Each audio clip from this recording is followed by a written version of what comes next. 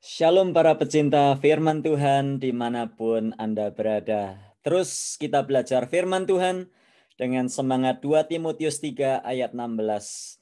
Segala tulisan yang diilhamkan Allah, yaitu firman Allah, memang bermanfaat untuk mengajar, menyatakan kesalahan, memperbaiki kelakuan, dan mendidik orang dalam kebenaran. Haleluya.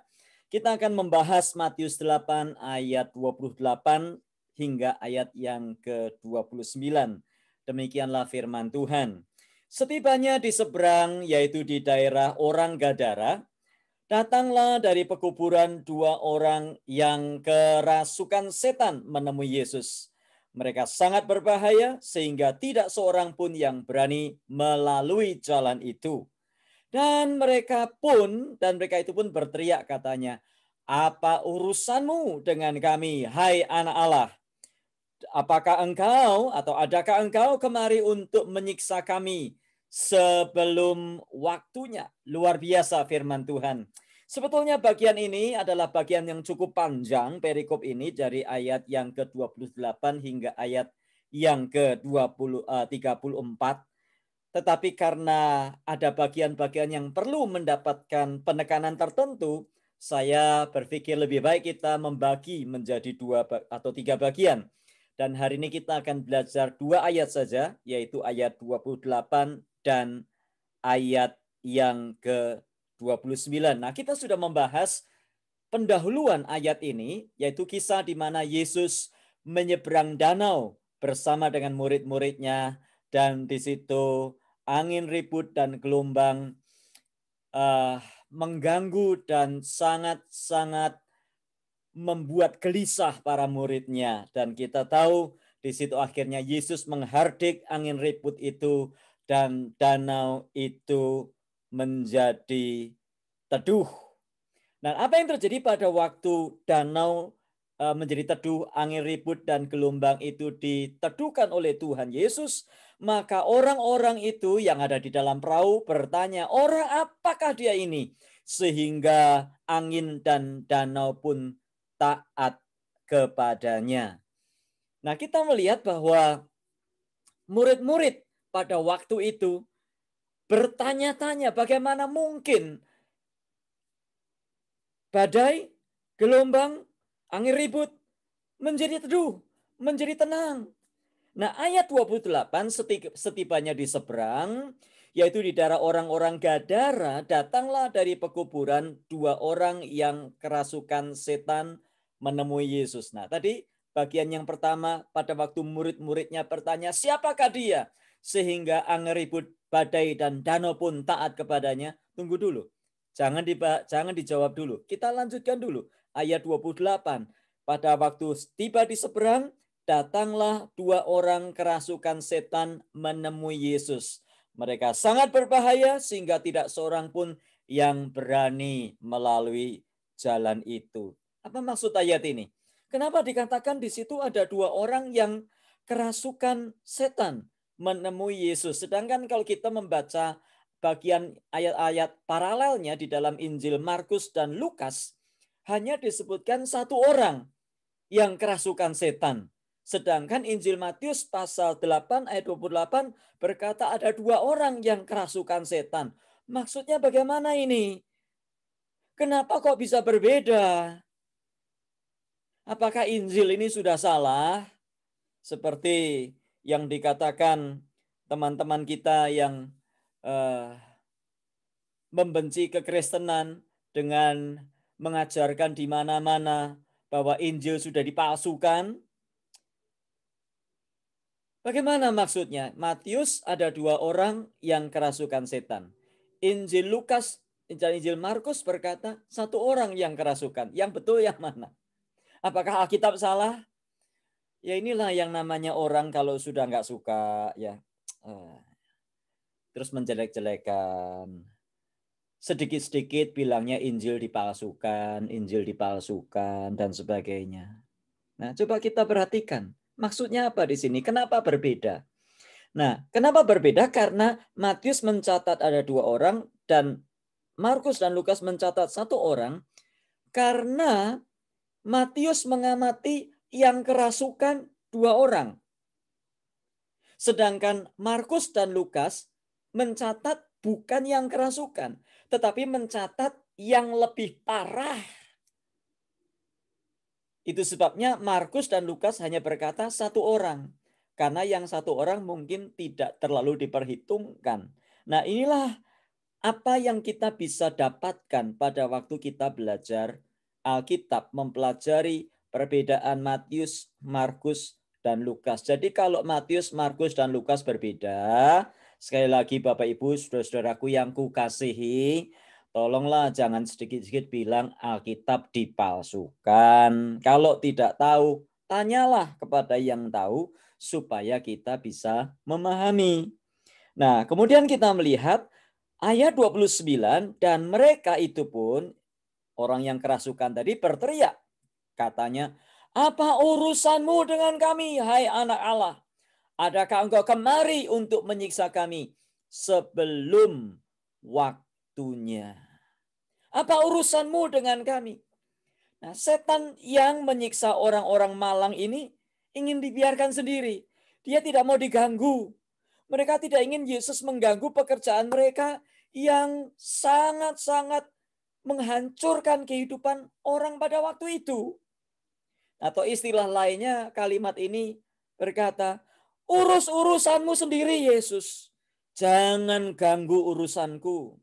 Biarkan aku sendiri dan silakan pergi ke tempat yang lain.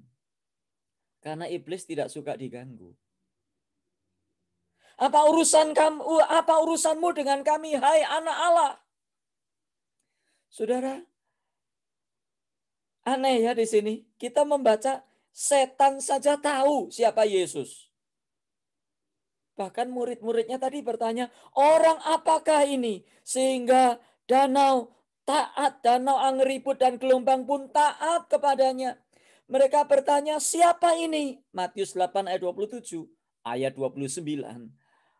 Setan, orang yang kerasukan setan berkata, Yesus, engkau anak Allah. Apa urusanmu dengan kami, hai anak Allah? Setan saja tahu kalau Yesus itu anak Allah.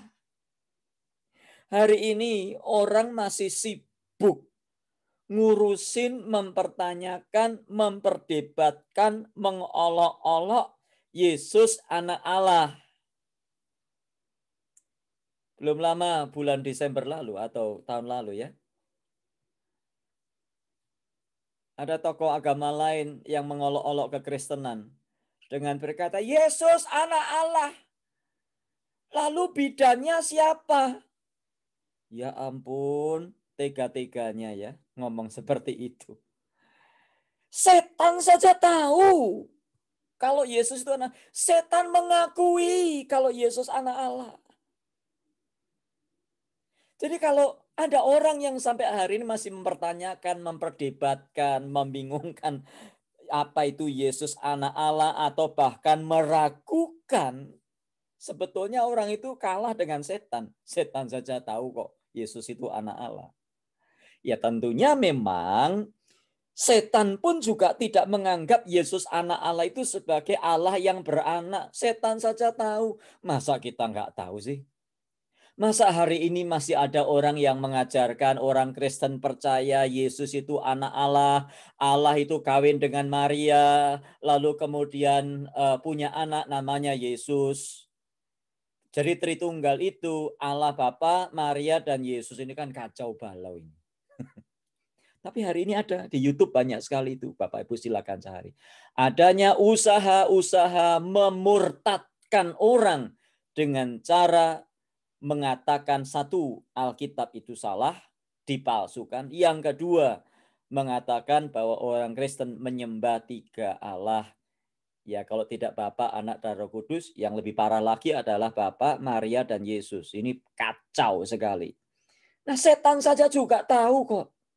Waktu dia berkata, apa urusanmu dengan kami, hai anak Allah? Setan nggak berpikir Yesus itu anaknya Allah. Allah kawin dengan Maria punya anak.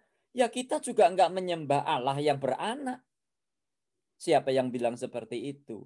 Hari begini masih memperdebatkan hal-hal seperti itu. Nah, tidak cukup sampai di situ. Setan pun tahu, perhatikan baik-baik. Apa yang dimaksud anak Allah di sini? Setan pun tahu maksud kedatangan Yesus dan takut karenanya. Setan berkata, adakah engkau kemari untuk menyiksa kami sebelum waktunya? Jadi maksud yang disebutkan anak Allah di situ bukan Allah yang beranak, tetapi Allah yang kuasanya sangat dahsyat, yang akan menghancurkan pekerjaan iblis. Makanya setan berteriak, adakah engkau kemari untuk menyiksa kami sebelum waktunya? Setan juga tahu apa yang akan terjadi dengan mereka nantinya. Mereka akan diusir. Bahkan mereka tahu dan memahami keadaan akhir mereka, bahwa mereka akan menderita siksaan yang kekal. Mereka menginginkan kebebasan untuk melakukan kerusakan sebanyak mungkin sebelum tiba waktu akhir mereka. Mereka juga memahami bahwa mereka memiliki waktu yang terbatas. Oleh karena itu, mereka bekerja sekeras mungkin sehingga mereka tidak dapat bekerja lagi sampai mereka tidak dapat bekerja lagi. Nah, sayangnya banyak orang Kristen justru tidak memahami hal itu. Setan bekerja begitu rupa. 1 Petrus 5 ayat 8, sadarlah dan berjagalah. Lawanmu si iblis berjalan seperti singa yang mengaum dan hendak menerkam orang yang dapat diterkamnya. Setan bekerja 24 jam. Tetapi orang Kristen berjaga-jaganya seminggu sekali, yaitu kalau sempat. Berdoanya ya kalau lagi nggak ngantuk lah. Belajar Alkitabnya ya nantilah kapan-kapan sajalah. Loh, setan itu bekerja 24 jam. Terus berjalan keliling, dia aktif dan agresif. Tapi justru orang Kristen santai. Ya sudah, kita pokoknya sudah Kristen, sudah ke gereja, sudah ikut perjamuan. Ya. Berjaga-jaganya kapan? Ya, entah kapan. Pada Matius 26 ayat 41 Yesus berkata, sadarlah dan berjagalah. Ya, berdoalah dan berjagalah supaya kamu jangan jatuh ke dalam pencobaan. Roh memang penurut, tetapi daging itu lemah. Sekali lagi, saya ingin mengajak umat Tuhan, ayo baca Alkitab, ayo belajar firman. Karena apa? Karena setan saja bekerja 24 jam. Nah, adakah yang di antara kita yang masih ragu mengikut Yesus? Anak Allah bukan berarti Allah yang beranak.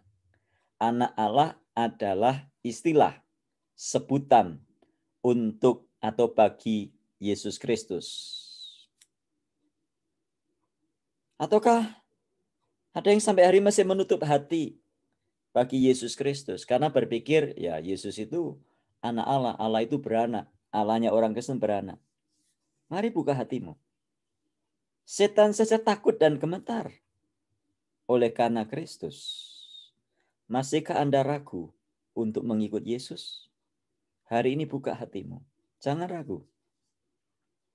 Nah, Anda sebaliknya yang sudah mengaku sebagai orang Kristen. Pertanyaannya, apakah Yesus betul-betul sudah menjadi Raja dan Tuhan di dalam hidup kita?